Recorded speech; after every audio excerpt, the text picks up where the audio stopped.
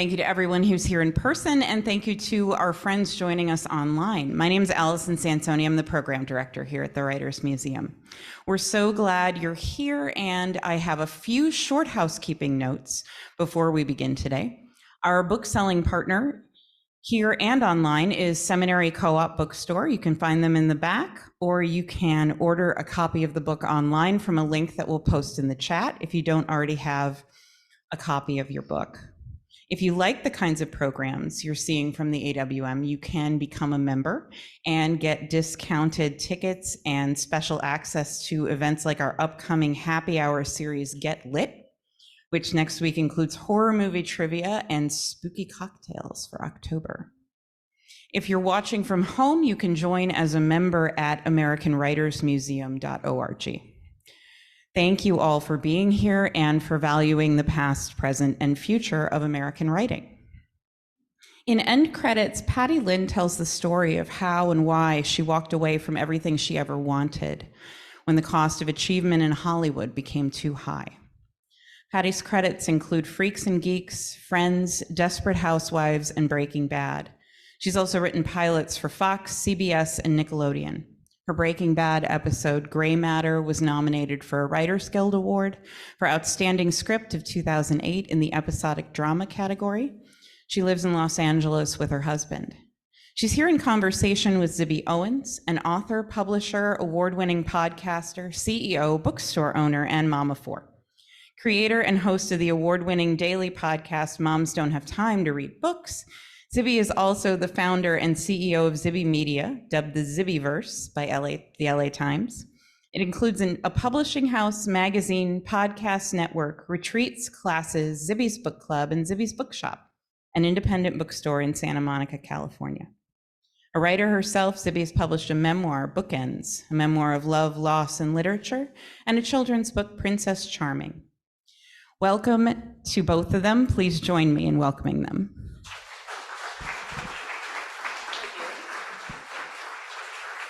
Thanks for coming, everybody. This is so nice to see familiar faces out there and be here with Patty today. I'm Zibby, by the way. Oh, can you hear me? Yes. Okay. Better? Okay, Patty, congratulations on End Credits, How I Broke Up with Hollywood. Thank you. Really getting the most out of this breakup you possibly can. This is the best, milking it for every tear, every experience. Tell everybody here about the book and why you wrote the book and why you broke up with Hollywood. Well, I'll start with why I broke up with Hollywood. Okay. So I worked as a television writer for about 10 years. And it was right from the beginning, I kind of knew this wasn't what I had dreamed it would be. You know, I grew up a child of immigrants. I actually grew up in Downers Grove, Illinois, and I was a latchkey kid. And so I watched a lot of TV every day after school, and I just fell in love with pop culture. And I just, thought, I didn't think at the time that I could work in show business because I didn't know anybody who worked in show business. My family all did very practical jobs. But eventually, as I talk about in the book, I got to this point where I was actually working in entertainment, and it was very exciting to get my foot in the door. But then from the very first job, I sort of knew this isn't that great. The first day as a television writer, I walked in expecting some sort of welcome wagon or at least some sort of orientation. And I just came in there and there was no one there. No one told me what to do. I had no idea what was expected of me. And that was kind of the pattern all throughout my writing career. It was just being thrown to the wolves, and left to fend for myself.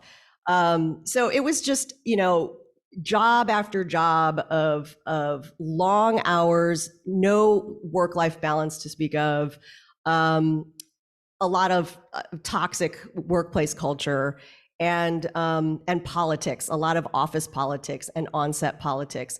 And after 10 years, I just had had enough. And when I left in 2009, I had gotten to this point where I didn't even want to write anymore. This lifelong passion that I had for storytelling had been extinguished by the business of entertainment. And I knew that the only way that I would ever be able to kind of, rediscover that passion was to work through all this baggage that I had and to process these experiences that I'd had. So I just started writing about it, and just how I always did all through my life. This is how I would process my life experiences, through writing. Didn't know it was a book at first. It was probably about 6 chapters in when I finally admitted to myself that it was a book. Yeah, that is the story of how this book came about. Well, it's interesting you say that you process your feelings through writing. I'm curious in the crowd how many people would agree that they do the same thing. This is a pretty natural tendency, and yet not everybody turns it into a published novel, right? You can use the medium to self-soothe, to exercise, as Brittany Mean said when we were together. Yeah. But it's another decision to say, okay, I want this book out in the world, and I feel comfortable with airing all of this about my family and my job and everything. So at one point, I know you had 6 chapters and you were like, I'm writing a book. Did you ever think like, okay, well, should I just hide this, or is this definitely for public consumption? Oh, every day I ask that question. Do you want to hide it now? Sometimes. That's part of why it took me so long to finish this project, because it didn't literally take 12 years to write the words in this book. A lot of it was the process of just getting over the fear of people knowing all this stuff about me, and also the fear of, well, are people going to be mad at me if I say things about them that are not flattering? I would have nightmares about that, about my ex-boyfriend like chasing me through the streets, I think that every memoir writer probably goes through that. You have to get over that feeling of being completely vulnerable and naked to the world. And it's still something that I grapple with. It's very surreal to have all of this very personal stuff out there. Yeah, it's really it's been.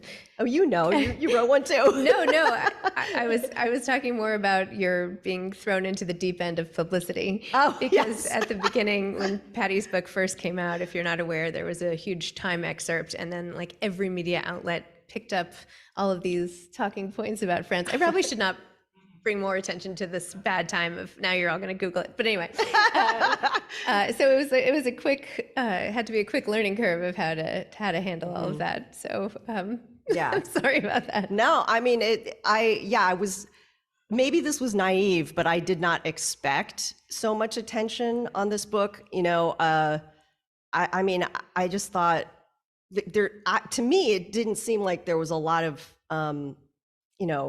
fodder for tabloids in it, but they'll find it. Yeah. They were mining the book for little tidbits that they could use for headlines. But now I can laugh about it. Like at first it was very shocking, but now I know just ignore it. Well, I think this is emblematic of what people do with books to begin with, right? We all open up a book and take out different things from it. So the people who want the entertainment and the Hollywood pieces, they got that. But there's something else in this book that's so interesting, which is how do you know when it is time to part ways with a job? I mean, not everybody, but there are many not great jobs out there, or situations where you feel stuck.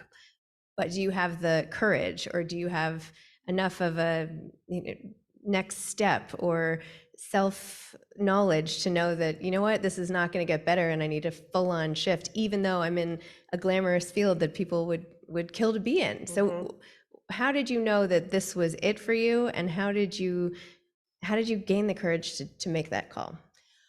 It took a long time, because of what you said. It's when you break into a business that's that exclusive and you work so hard to get there, it is hard to walk away because you're like, oh, I invested so much in this already and I've sacrificed so much. And people are, covet this job. So I should be grateful for it, even though it's making me miserable. And that is the conversation that I had with myself day after day for years. But I just got to the point where I was falling apart. I mean, my mental and physical health were really bad. I had all sorts. I talk about this in the book. I had all sorts. Maybe go into that a little more. I had mean? TMJ. Because I was grinding my teeth in my sleep, and I would wake up like every morning feeling like somebody had punched me in the face, and I had hemorrhoids. Patty. Okay, we're going there. We're really going there. I mean, it's an occupational hazard for writers. I mean, we were sitting on our butts all day long. They needed an exhibit here for that. They need like a whole. They do. I mean, store. it's no joke. I mean, as a TV writer, you're in your seat for 12 hours a day, and that was a problem that I had to deal with like all the time, and it's embarrassing, but I wasn't the only one. I know that for a fact. Great. But yeah, and I was just,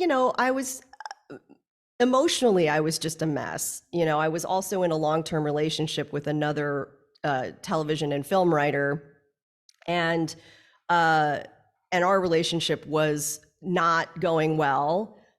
We had a lot of problems, and we never had time to deal with them. We never had the energy to deal with them. Yeah, I was just a mess, and I just knew that I couldn't take care of any of these problems as long as I was still doing that job, because it was so all-consuming. It just took every ounce of energy and every second of the day.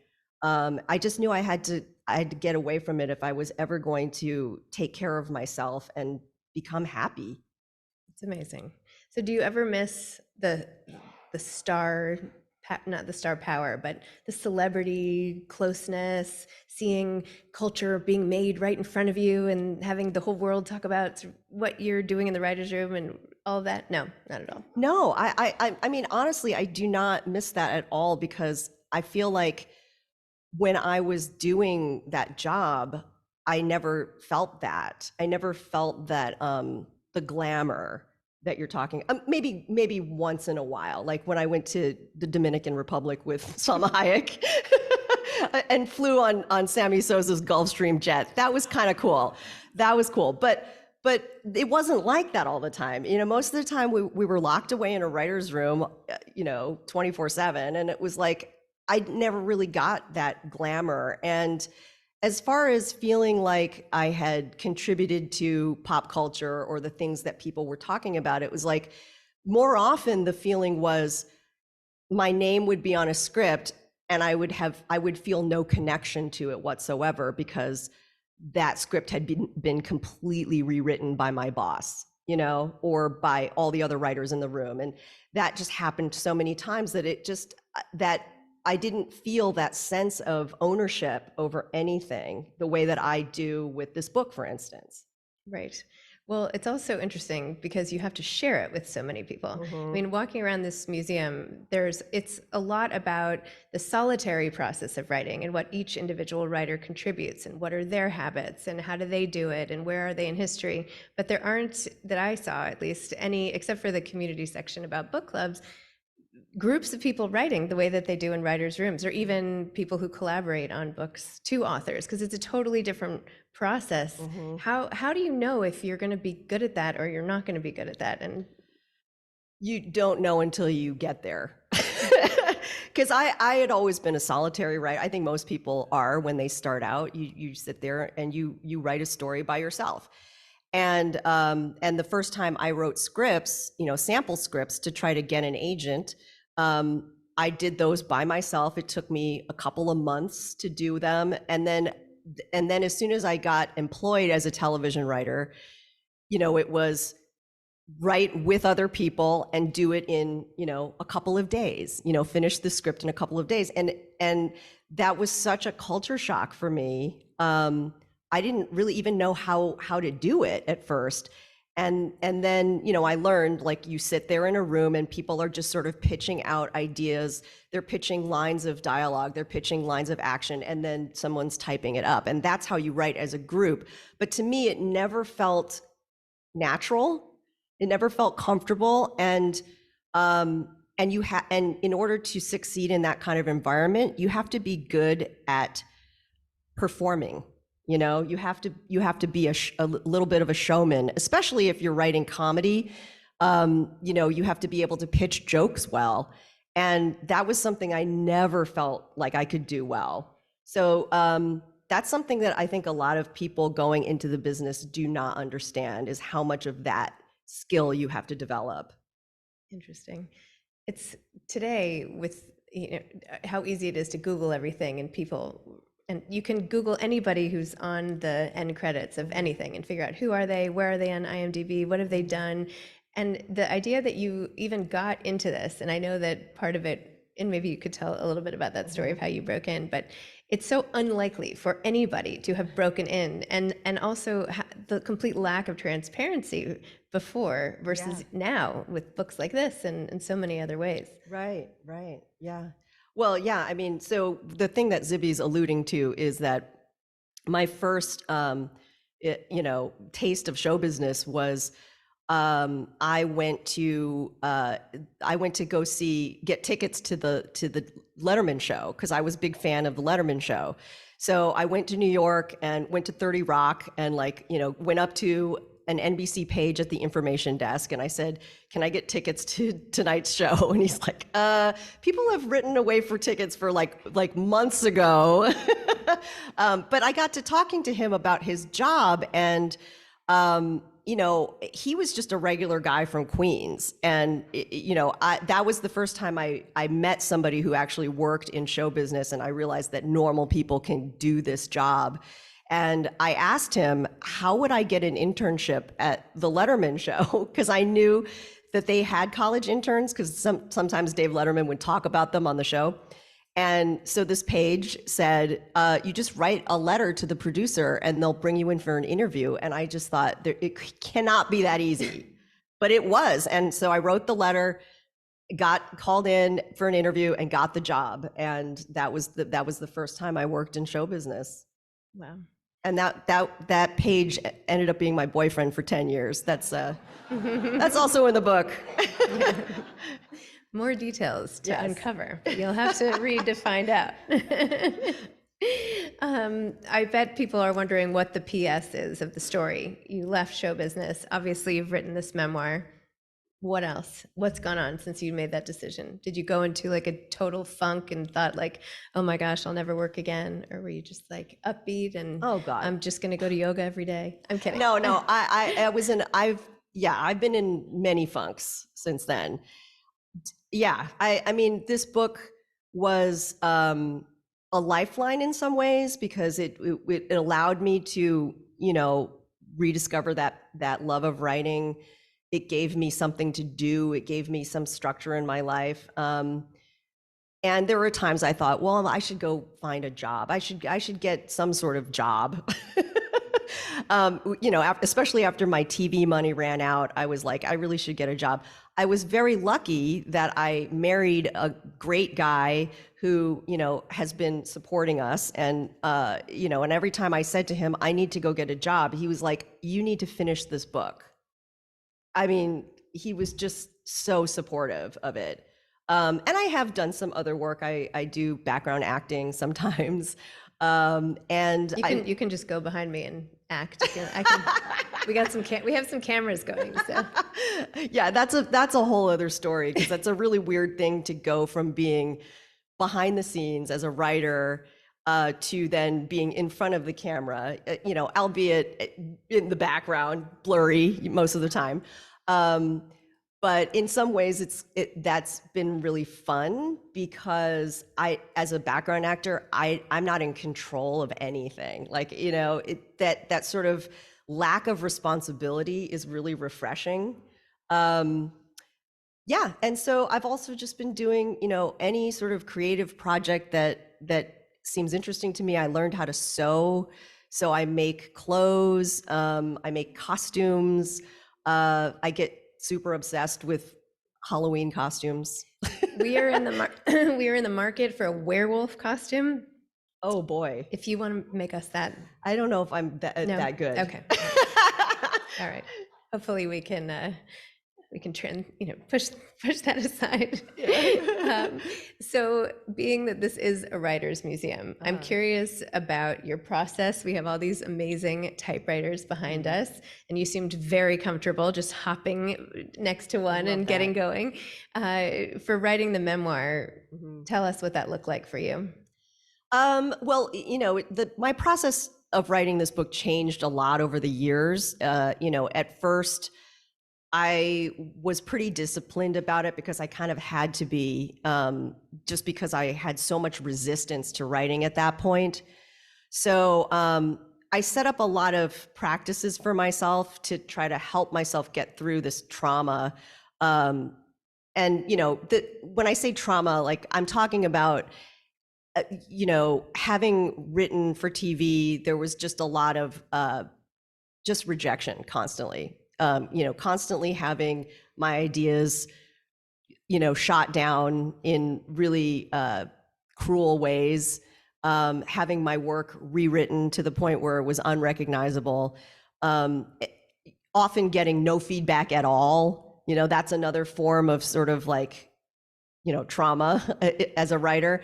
And so what I did was I made sure that I had a lot of supports for myself as I was going through this process. And I would sit down and meditate for a few minutes before I would write. And then while I was writing, I would keep a little notebook on my desk and I would write down all the negative self-talk in my head while I was writing to just get sort of an arm's length from it so that I could see that these things that were going through my head were not helpful to me and I could just try to ignore them.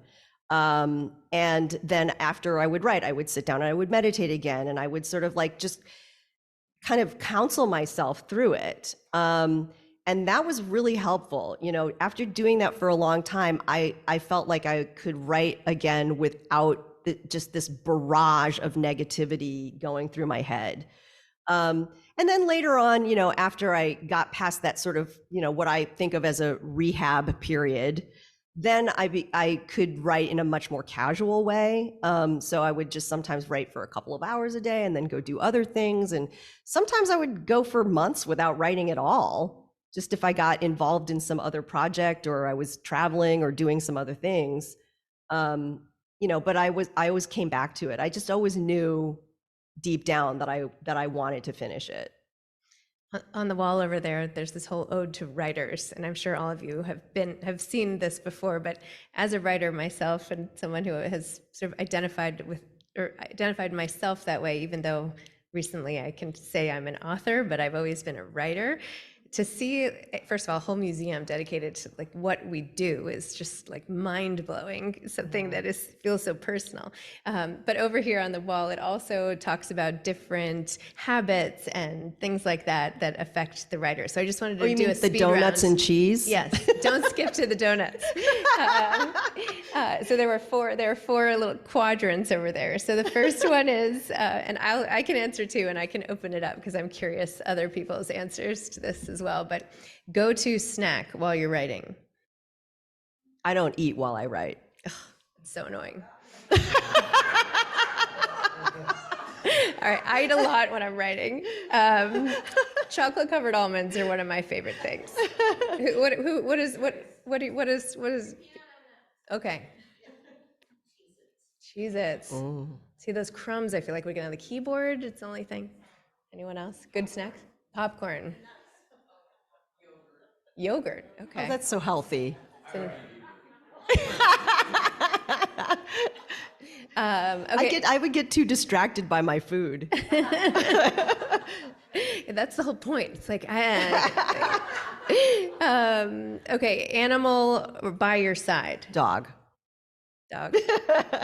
Anyone? Any dog people? Cat people? there's a snail on the wall. Any snail people? No? What are the other ones? Habits. Anytime, when do you write? Anytime, morning, night, afternoon, when is your favorite time to write? It used to be at night, like when I was younger, like in my late 20s, early 30s, I used to love writing at 10 o'clock at night. That was the magic hour for me. I was like, oh, it's so creative at 10 p.m. Now, I can't even imagine looking at my computer at 10 o'clock at night. I'm like in bed, Now I would say, I know this is boring, but like early afternoon.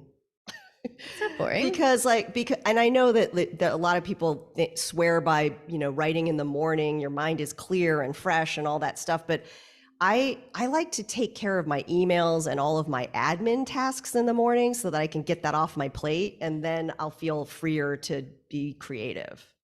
I remember when we were in Toronto, I went to dinner with 4 like big deal authors, and we were talking about writing habits. They're like, no, you have to do it. You have to start writing the moment you wake up. Like, don't do anything else. Just like your mind is in a totally different state. And I remember I got up and it was like dark out. I like broke a glass, like trying to find my computer. I was like, I cannot write now. I can't even think. Yeah, no. I'm not good early in the morning. No, need a little time. There was one other, but I can't remember what it was. But if I think of it, I'll ask it. What are your hopes and dreams going forward? I would love to write more books. I mean, this was so great. I mean, it was hard. It was very hard at times. But it was hard in a way that was rewarding, as opposed to hard in a way that is totally not worth it. So yeah, I mean, just I would just love to write more books. I mean, I'm not a big dreamer. Like, I don't make big plans for the future. We talked about this before. I think it's because when I was younger, I was so ambitious and driven, and I just don't have the energy for that anymore. And I just feel like I feel like it's better to keep my expectations small and then be delighted when things turn out well. You're like a college athlete who quit the sport and now will like never play tennis again or something. I'm a bit of a slacker, I think, at heart. I don't think you're a slacker. In case anyone was wondering, the reason why I'm interviewing Patty here tonight is I am actually her publisher. So I started a publishing company called Zibby Books after many years doing a podcast called Moms Don't Have Time to Read Books, where I kept hearing the same complaints from a lot of different authors about the industry and who's going to fix publishing, And I guess I'm not a slacker, because anytime I hear a problem, I'm like, okay, enough of this. Let me fix something. Let me try and fix something. So it took me a little while, but eventually I was like, well, maybe I could do this. Maybe I could do that. I always have lots of ideas. And so finally I said, you know what, I'm just going to try it. I mean, maybe it's me, maybe I'm the one who's going to make a difference. Why not? So I started a publishing company. And one of the things that is most important to me in doing this is making sure authors have a great experience, and that they get to go on tour and go to places like Chicago and great museums like this, and have everything from brand partnerships to touring to input, and just the way to make an author feel special. Because as we all know, the publishing industry, it's tough. I mean, and it can be really discouraging, I won't lie. But you can't give up, because the power of books is so important, and we just can't give up. And I feel like this place is dedicated to that spirit as well. So anyway, that was just a little tidbit on how. What's that? Leave my card around? I know you're gonna hand me your manuscript before I get out the door. No, but I feel like, because this book, I started writing it 13 years ago. And there were many times in the last 13 years where I thought, oh, this is the right time to be publishing my book. I should be publishing my book now. Like when the hashtag Me Too movement happened, I was like, oh, this is the time that I should be publishing my book. But it wasn't ready, and it just wasn't ready until now. And I am so grateful that this is the time, because this is the time that Zibby Books has started. Oh, I thought you were going to say the writer's strike. Well, no. Okay, that was actually fabulous timing for this book to come It was out. that too, but that, and also Zibby Books being kind of the perfect publisher for me to have this experience where I really felt valued as a writer, as, you know, that my words were valued, you know, and that my experience and my process was valued. That was really important to me as well. So thank you for that. You're welcome for that. I'm curious if people in the audience have questions. We're allowed to do that, right? Okay. Yeah, I'm just going to ask folks to, if you have questions, raise your hand and wait for the microphone so that the folks waiting online can hear your questions. I wanted to start with one online, actually, which is for Patty. What kind of books do you want to write? I don't know yet.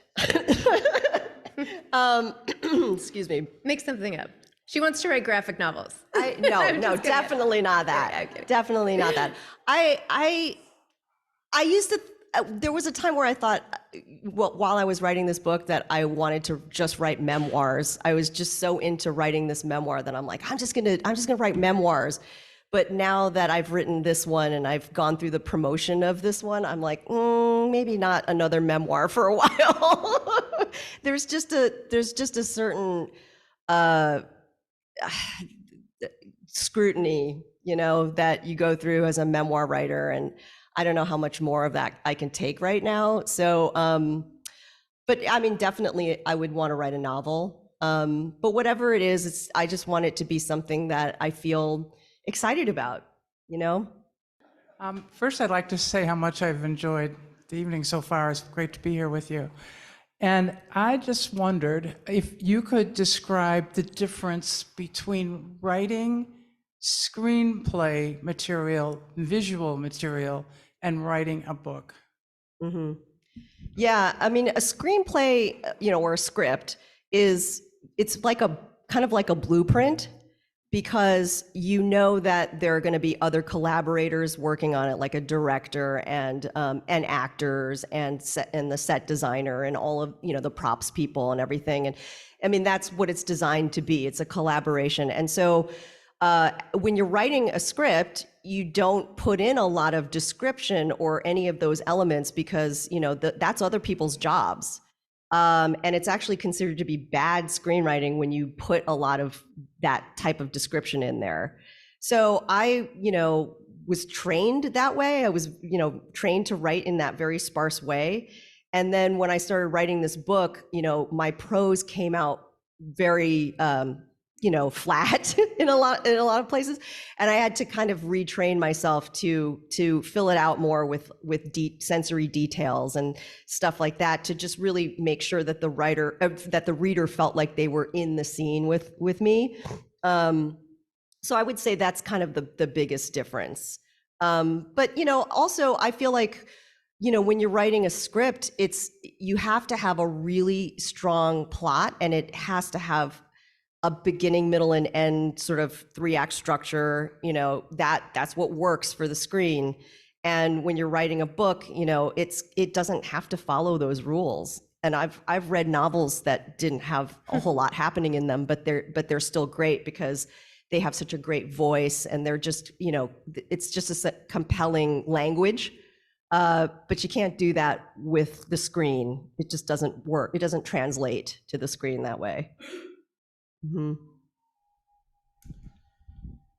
Hey, I was just wondering, was obviously you loved screenwriting. At some point you sought after it, you know, you went down to Letterman and got on the show. Was there one moment, like one day in particular, that you were like, you know what, I don't really love this as much as I used to? It wasn't one day, it was many, many days. Yeah, I mean, there were just so many experiences of that where, you know, I would get excited about writing something, and then, you know, I would write it and then it would get rewritten, or, you know, or I would pitch an idea and it wouldn't, you know, land. or we would be shooting something and it just wouldn't come out the way that I had pictured it. I mean, it was just like disappointment after disappointment. So I can't really pinpoint any one moment where it dawned on me. Yes, Patty, Bob Nelson. I had a question about your experience, and maybe I misinterpreted, but about like leaving the industry. That's how I interpret that you left the industry. But could you at one time think, you know what? I guess maybe 15, 20 years ago, I could still see myself in this industry. It's changed, or was this just a blanket thing that no matter what, you change the time, you change the place, you change the people, it's still going to be the same result? So are you asking if I would ever go back? I just wondered if you went through that thought process at that time, or even now, thinking, you know what? Well, I'm not saying you made the wrong decision. But I'm just wondering, the industry does change, I mean, and some more than others. So. Yeah, I mean, I'm sure that it's not exactly the way it was as it was 15 years ago when I left. I mean, I think some things probably have improved a bit. There's definitely more diversity, in writers' rooms now, and more women in power, stuff like that. I do think there's probably been some improvement in that sense, but I don't know. I never looked back and said, oh God, I wish I hadn't left. I just never, and maybe that's just my personality, but like when I walk away from something, I don't look back. I don't, think about my ex-boyfriends and go, oh, I wonder what he's doing. Like I never Google any of my ex-boyfriends.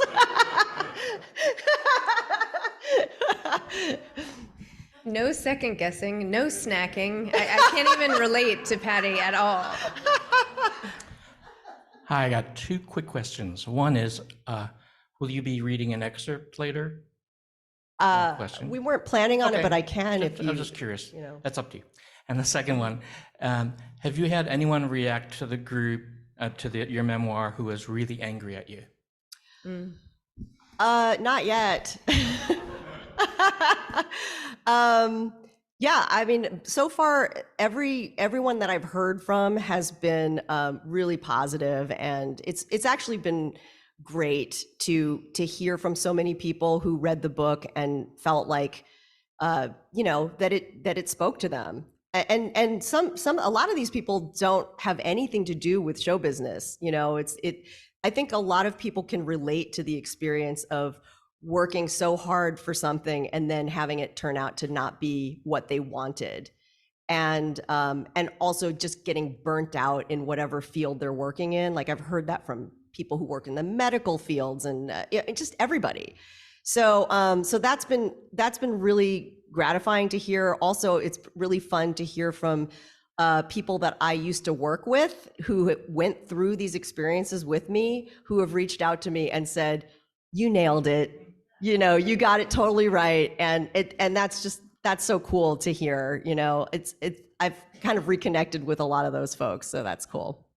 We did take over Patty's Instagram account, so she would never know. Yeah, that's true. I said just delete all the haters. I don't want to know. Hi, Delaney Parrish. What would you say to a young person who wanted to go into television writing? Do you think maybe it just wasn't for you, or would you just completely discourage them? And even if they wanted to be a writer, tell them to go another path. Are you that young person? No, I'm not that young person. Okay. I am a person who worked really hard for a decade to get a job that I then quit because I hated it. So that resonated with me, and that's why I'm here. Yeah. Amazing. Yeah, I usually advise people to not do it, why would I tell anybody to do it after what I'd been through? It just would be hypocritical to say that. So I try to discourage people if they ask me for that advice. But usually they don't listen. Because when people get determined to get into show business, nothing will talk them out of it. That's what I've learned. We have a question from someone watching online who wants to know, when you're working on sitcoms, how do you stay creative day after day? You don't. That's part of the problem. And it's not just sitcoms. It's on any show. This is part of the inherent problem in the entertainment business, is that it's a business, and you have to come up with material on a really tight schedule, on a schedule. And creativity doesn't work that way. And especially, when you have to pump out, like episode after episode, like back in the days when I worked in TV, a lot of these shows would be on for 23 episodes a season. And so we always ran out of ideas. It was like constantly trying to come up with new ideas. And I really worried that, that I was just never going to have any new ideas, especially because I was spending so much time in the writer's room that I didn't have time to have a life, and it really bothered me, because I started when I was young. I was like 26 years old, and it bothered me that my life was passing me by outside of work, and I wasn't able to participate in it. And I knew as an artist, I wasn't going to have anything to write about. I think there's also this assumption when you're young that you're going to figure out what you're supposed to do, and like your first job is going to be it. And it like almost never is. I have one person I went to college with who still does the same thing at the same company, and that's it. And I think it's part of growing up and figuring out who you are, is being able to change. Anyway, I don't know, now I'm lecturing you like you're my kids or something. Hello, my name's Jimmy. I read a little over half of the memoir, and I think it's very detailed, very personable, of understanding American culture from being of an Asian American background. But I was wondering, when you worked on the set of on Friends and writing TV sitcoms for Friends, was there? Were you involved in writing the love interest from China, the lady from China with Ross? You didn't write that?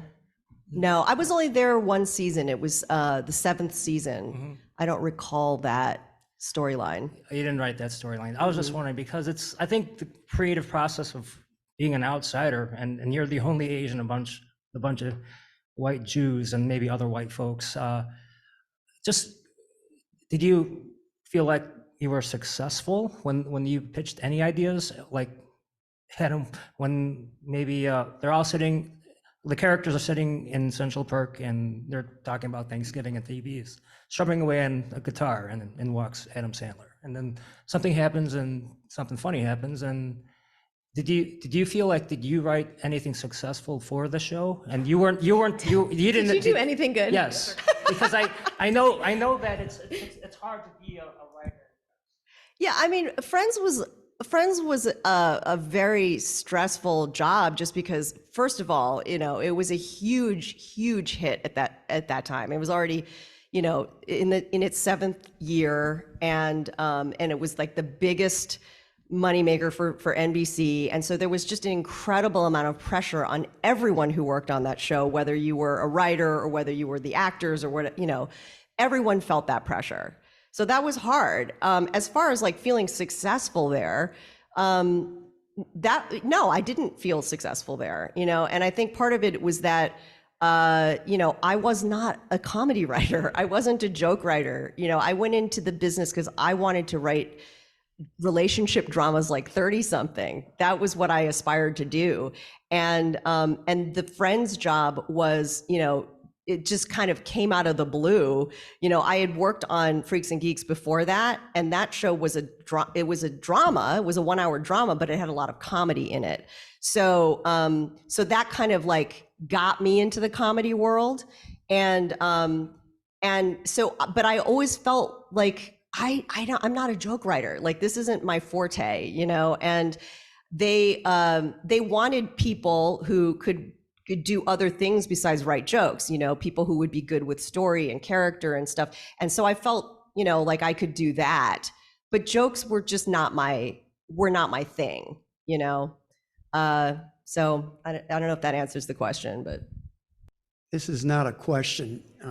This is to thank both of you for coming to Chicago and to this wonderful museum that we're all very proud to have here in Chicago. But what has occurred to me is, this is quite earth-shattering to me personally, that screenwriting is not like the Dick Van Dyke Show. So you don't come to work every day and just lie around, just telling jokes, and this just all comes out, that it really is this horrific? Thank you for coming.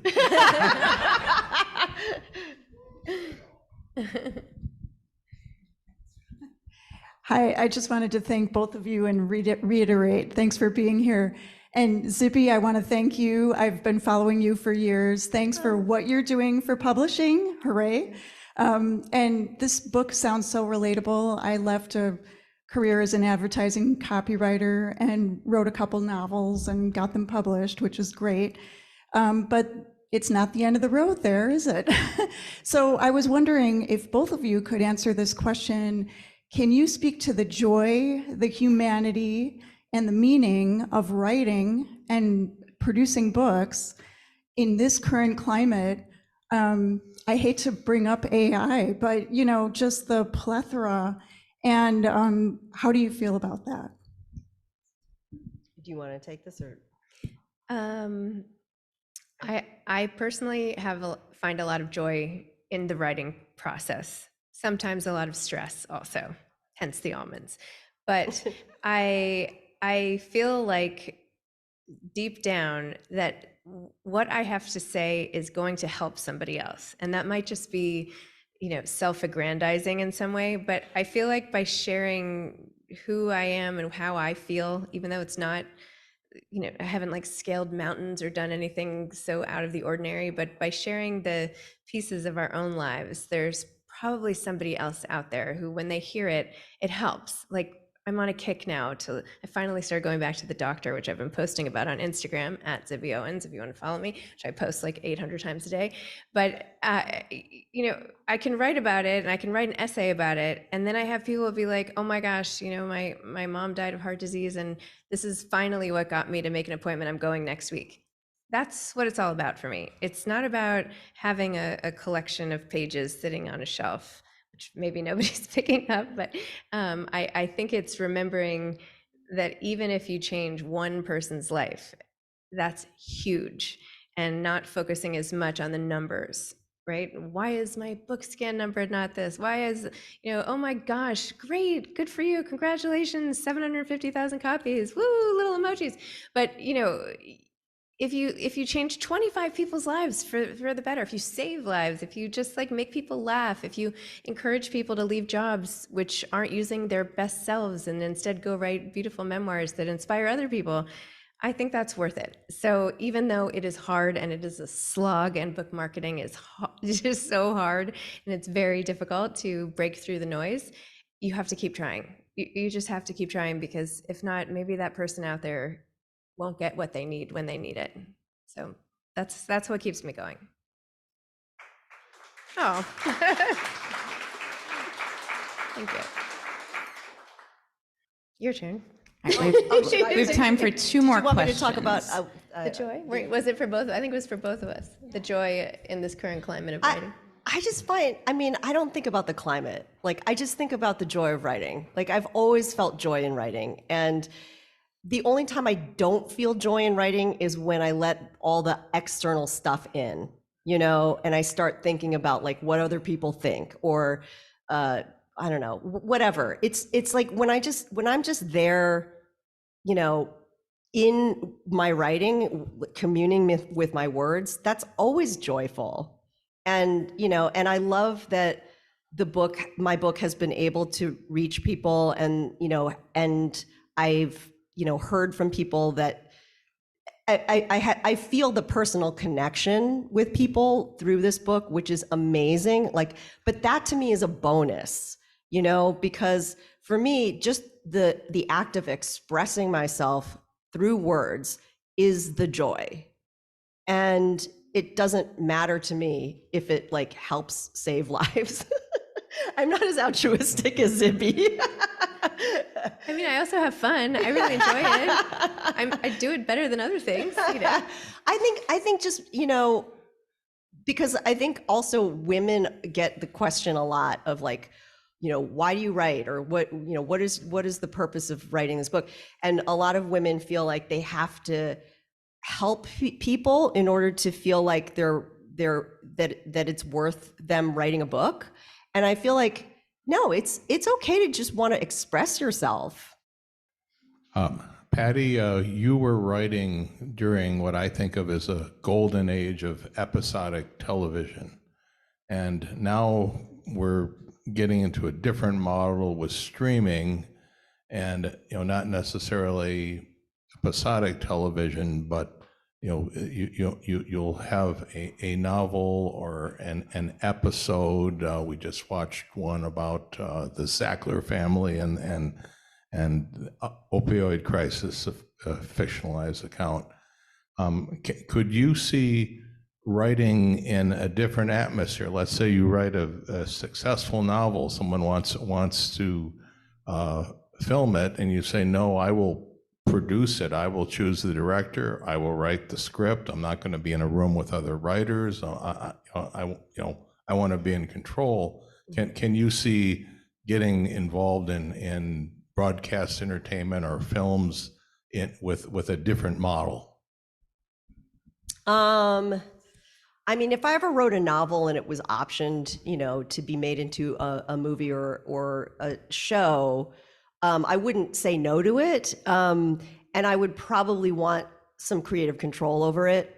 But I don't know how involved I would want to be in writing the screenplay for it or any of that, just because I've, done that, and I don't particularly want to deal with executives or, dumb notes from executives. I would rather farm that out to somebody else. But yes, I would absolutely want to have some creative control over it. Mm-hmm. Sometimes they're good notes. Sorry, Kyle, I didn't mean you. Okay, this isn't the question yet, but before I ask the question, did you narrate the audiobook? I did. Oh, good. Okay, because I want to listen to it. So you talked about your career being all-consuming, and so I can imagine that when you left, there may have been a bit of an identity crisis, like, who am I if I'm not a TV writer? So I'm wondering what that was like and how you dealt with it. And then my other question is, I'm getting as many in as I can. What was the best writer's room experience that you had? Was there one that there was a lot of camaraderie? Like, what was the best, most positive experience? Okay, I'm going to answer the second one first, and I'll totally forget what the first question was, so please remind me. Yes, so the best experience was by far Freaks and Geeks. That we had such a collaborative writers' room there. The creator, Paul Feig, who wrote the pilot, and Judd Apatow, who was helping him run the show, they were absolute menches. They were so good to everybody, and they really knew that in order to get the best material from everyone, they had to make everyone feel like it was a safe space for them to pitch ideas and to, feel like we could just share all of our personal experiences, because a lot of the show's stories were based on personal experiences. But it was really, it was the only writer's room I was in where I really felt like that, not the only one, but that was definitely the most collaborative and the most fun. So what was the first question? The identity crisis. Yes. So yes, I did have an identity crisis, and I still have an identity crisis. I don't know if it's ever going to be resolved. I just, for so long, I hung my self-esteem on, my job. And even though I hated my job, it was important to me to see myself as, having this job that was, well regarded. And so, yeah, after that was gone, I did struggle a lot with it. And then I struggled a lot with it, when I was trying to get this book published. And I was like, if I don't get this book published, what have I done with my life for the last 10 years? And so it's an ongoing process. But if there's anything if there's anything I want people to take away from this book, it's that you don't have to hang your self-worth on your job. I feel like so many people in our society define themselves by their work. And of course, work is an important part of our lives, but it shouldn't be our whole lives, and it shouldn't be, you know, the source of you know, how we feel about ourselves, you know, because there's so many things that you can't control in your job. So, yeah, I just feel like I really want to promote that idea. Just this notion of like, there's so many roads to joy that have nothing to do with our work. Well, with that, I think I don't even have to ask. You guys know what to do. I love it. I love it. I was going